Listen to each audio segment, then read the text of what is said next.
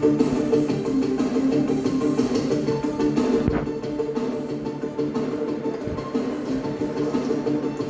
அமையவுள்ள தாவேக அரசுக்கு இந்திய கம்யூனிஸ்ட் ஆதரவு தெரிவித்திருக்கிறது. தமிழ்நாட்டில் அமையவுள்ள தாவேக அரசுக்கு இந்திய கம்யூனிஸ்ட் நிபந்தனையற்ற ஆதரவு தெரிவித்திருக்கிறது.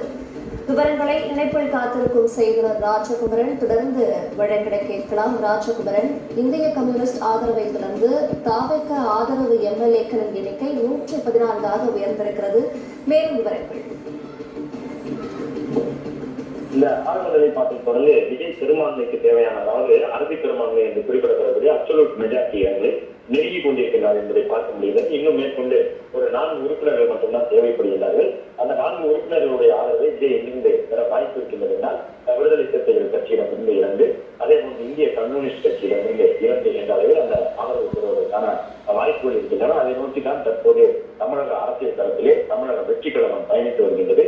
திமுக கூட்டணியில் இருக்கக்கூடிய கட்சிகளை வைத்து திமுகவுக்கு எதிரான அரசு அமைப்போம் என்று சொல்லியிருந்த தமிழக வெற்றி கழகத்தினர் அரசை அமைத்திருக்கிறது.